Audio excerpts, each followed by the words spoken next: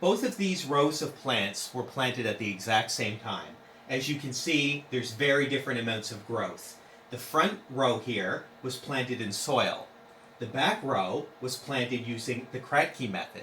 And today we're going to talk about what the Kratky method is and how you can use it to grow up to 10 times the growth in your plants by simply changing the method you use to start your seedlings. So let's go over what the Kratky method is and how it can help you today.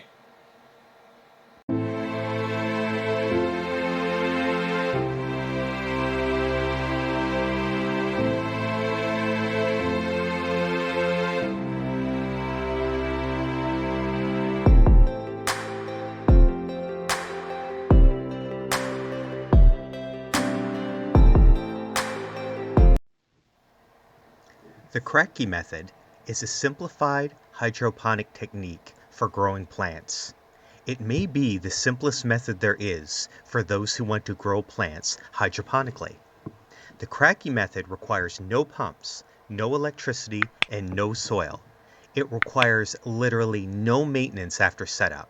It is hands off from day one. But what exactly is the Kratky method? The Kratky method is a passive hydroponic technique for growing plants suspended above a reservoir of nutrient-rich water. Because it is a non-circulating technique, no additional inputs of water or nutrients are needed after the initial application. No electricity, pumps, water, or oxygen circulation systems are required. The Kratky method has applications for both commercial food production and as a small-scale and low-maintenance technique for home growers. It has been described as the simplest hydroponic system. A full description. Plants are placed in net cups filled with an inert growth medium such as rock wool or expanded clay pebbles. The net cups are suspended above a reservoir of water containing essential nutrients in solution. Only the root tips are allowed to touch the surface of the reservoir. As the plant grows and depletes the water level, a gap of moist air will form and expand between the water surface and the base of the plant. The roots in this gap become laterally branching oxygen roots and absorb oxygen from the air inside the container. By the time the water level is fully depleted, the plants should be ready to harvest. Thus, in the one growing cycle, no additional replenishment of water or nutrients is needed beyond that initial application. This method is named after Bernard Kratky, a researcher in the University of Hawaii, who first proposed the method in a journal in 2009. In the article, Kratky discusses using floating pallets for commercial food production. Multiple plants are placed in net pots on the board that floats atop a shared reservoir, with support beams slightly underneath the water level. As water is depleted, the boards eventually come to rest on the support beams, providing an air gap to allow oxygen intake. The Kratky method has also found popularity among home growers and is often carried out on smaller scales in containers, such as buckets and mason jars.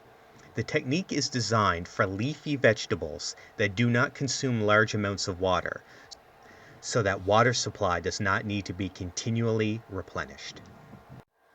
All the required materials can be seen here, and it's as simple as a net cup, a mason jar, nutrient solution,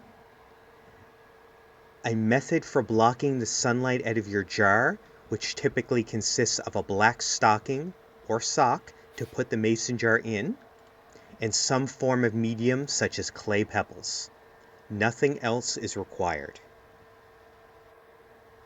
There are just a couple of very important tips that you must know to be successful in the Kratky method. One is that there must be an air gap between the surface of the plant and the nutrient solution. Typically, you will bring the solution up just to the bottom of the roots. This air gap is very important as the roots require it to grow. Another important factor is that the jar needs to be blocked from sunlight. The jar itself is typically covered in some type of black stocking, painted black, or any type of shielding to prevent the sun from penetrating the jar to the water. Algae growth can be expected if the sun is not blocked out, but sun is still required for the leafy greens on top. So you need a way to expose your plant on top to light and make sure none of that light penetrates into the water, which would encourage algae growth. Your plants will typically be ready to harvest whenever the nutrient solution runs out and there is no requirement for any further maintenance.